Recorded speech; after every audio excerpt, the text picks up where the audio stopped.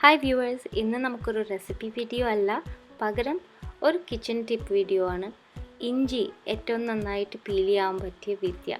ഇപ്പോൾ ഇഞ്ചി ഷേപ്പ് ഒട്ടും കളയാതെ തന്നെ, ഒട്ടും വേസ്റ്റ് ചെയ്യാതെ തന്നെ പീൽ ചെയ്യുന്നത് എങ്ങനെയെന്ന് നോക്കാം.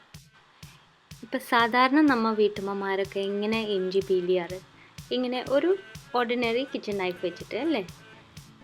പക്ഷേ ഇങ്ങനെ പീൽ ചെയ്യുമ്പോൾ ഒരുപാട് ഇഞ്ചി വേസ്റ്റ് ആവുന്നുണ്ട്. അത് നമ്മൾ ശ്രദ്ധിക്കാതെ പോകുന്നതാണ്. എന്തിനാ ഇത്രയും ഇഞ്ചി കളയുന്നത്?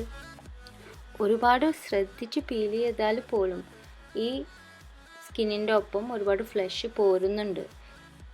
ഇത് നമ്മൾ ട്രൈ ചെയ്താലും അത് ഒരുപാട് വേസ്റ്റ് അല്ലേ ഇത്. അതുപോലെ തന്നെ പല പല ഷേപ്പിലാണ് ഇഞ്ചി വരുന്നത്. വെട്ടും കുഴിയും ഇങ്ങനെ പൊന്തിയും താഴ്ന്നൊക്കെ ഇരിക്കണ പല ഷേപ്പിൽ. അതിൽ കൂടി കത്തി ഉപയോഗിച്ച് ചെയ്യാൻ നോക്കുമ്പോൾ കുറേയൊക്കെ വെട്ടി കളഞ്ഞു പോകുന്നുണ്ട്. പിന്നെ കയ്യിന് നല്ല സ്ട്രെയിനുമാണ് ഇത്. കുറേ ഇഞ്ചിയൊക്കെ പീൽ. അപ്പോൾ നിങ്ങൾ ഇഞ്ചിക്കറിയോ അങ്ങനെ വല്ലതൊക്കെ ഉണ്ടാക്കണം, കുറേ ഇഞ്ചി വേണ്ടേ. അപ്പോൾ ഇത് ഇത്തിരി ബുദ്ധിമുട്ടാണ്. ചിലർ പീലർ ഉപയോഗിച്ച് നോക്കും, പക്ഷെ അതും അത്ര എളുപ്പമല്ല. കൈ മുറിയാൻ നല്ല ചാൻസും ഉണ്ട്. ഇത് രണ്ടും മാറ്റി വയ്ക്കുക.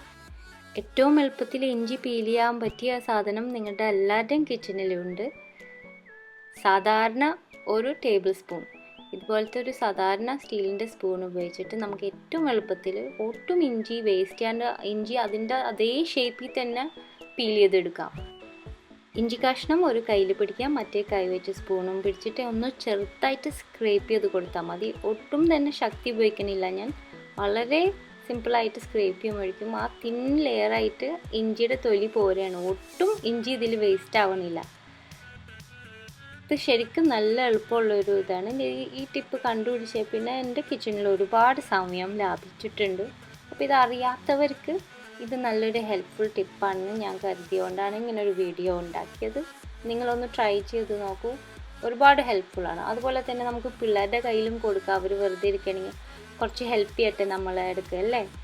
ഇഞ്ചിയൊന്ന് പീൽ ചെയ്യാൻ കൊടുക്കുക. കത്തി കൊടുക്കില്ലല്ലോ നമ്മൾ ചെറിയ കുട്ടികളുടെ കയ്യിലൊന്നും. ഇത് എളുപ്പത്തിൽ എല്ലാവർക്കും ചെയ്യാൻ പറ്റിയതാണ്.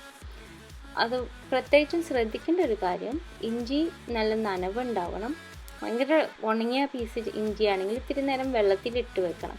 എന്നിട്ട് ഈ രീതിയിൽ തന്നെ പീൽ ചെയ്താൽ മതി. അപ്പോൾ നിങ്ങളൊന്ന് ട്രൈ ചെയ്ത് നോക്കൂ. ഇതുവരെ ഇത് ചെയ്തിട്ടില്ലെങ്കിൽ.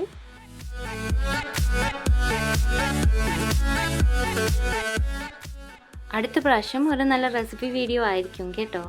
അതുവരെ ബൈ ഫ്രം ഷാന.